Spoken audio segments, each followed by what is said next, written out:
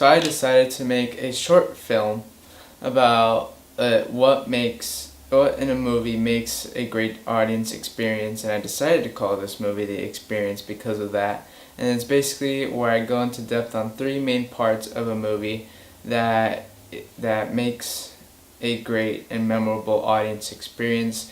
And yes, this is my own opinion, so your opinion might be different. And with that said, guys, enjoy watching it.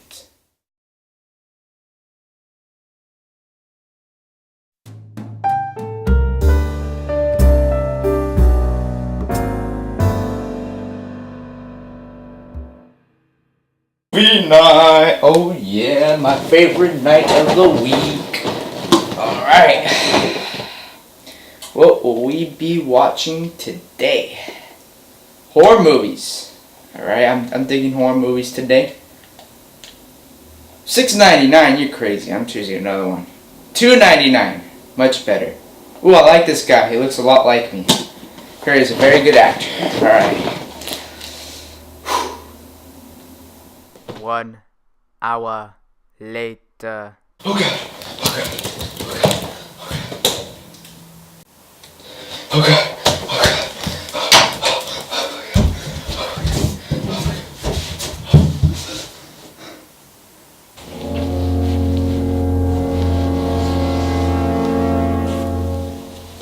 Dude, what are you doing? Nobody in their right mind would actually do that.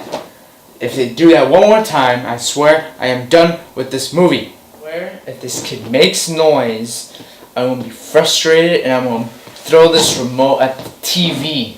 Oh god. Oh god. Oh.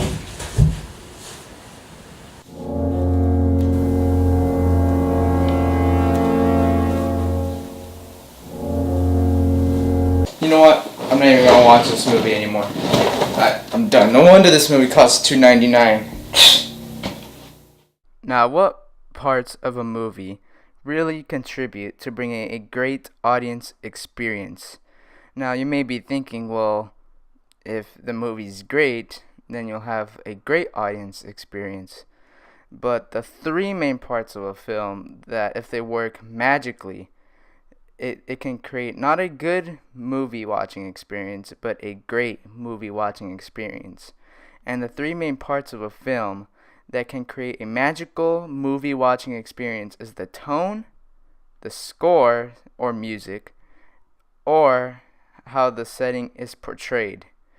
I would love to stick around and explain these 3 points, but I have a friend that you may have heard of, and his name is Kid Critic, who would love to explain these 3 points.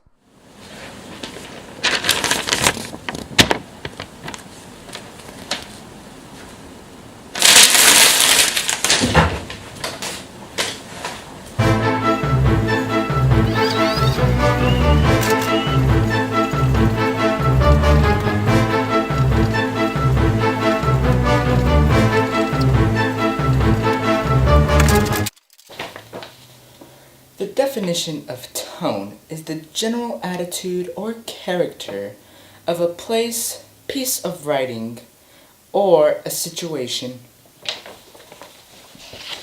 For example,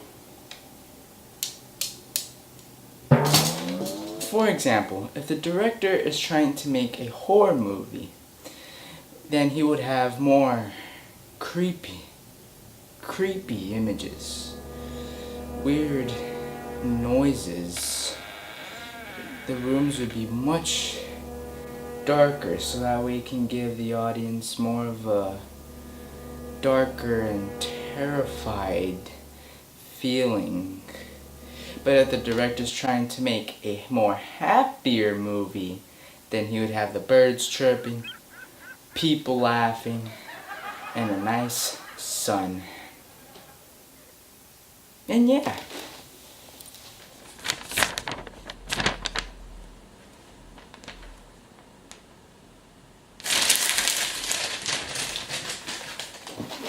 I don't think people realize how impactful music is to a movie. I mean, take one of the greatest franchises of all time, Star Wars, as an example. John Williams' score has enhanced those movies incredibly. I mean, he's made the first scene. I'm not talking about the scene with actual actors in there. I'm talking about like the part where the big Star Wars logo comes up and then the synopsis comes up. All you're doing is just reading letters. Like imagine that part with no music at all.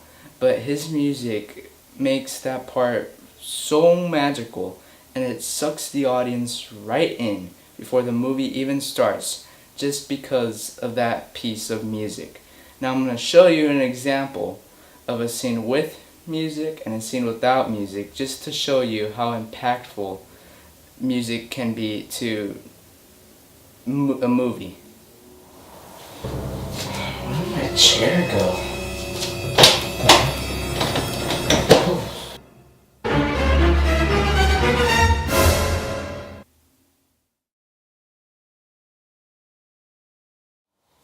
Where did my chair go? What the heck?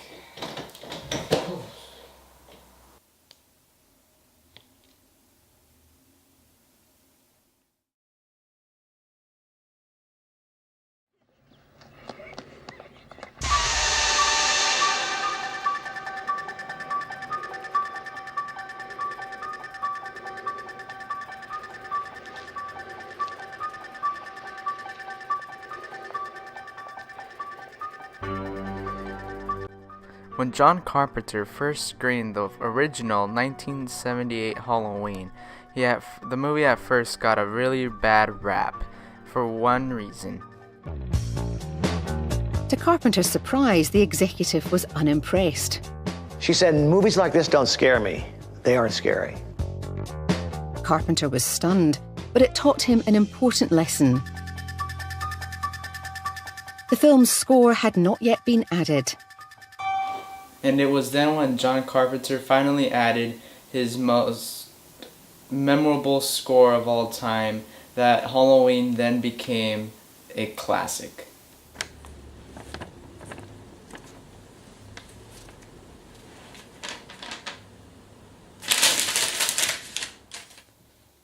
Look, watch what I just found out how to do. Nobody else can do this. Only I can do this. Watch. Oh. Oh my goodness. I'm in a different setting. The heck? Okay, I don't want to be here anymore. This place is scary.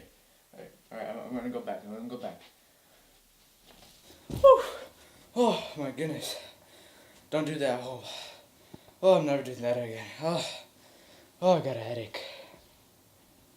When a setting is usually portrayed best, it's usually when it has something to do with the story. Like I'll use one of the most beloved films of all time, Back to the Future, the original one.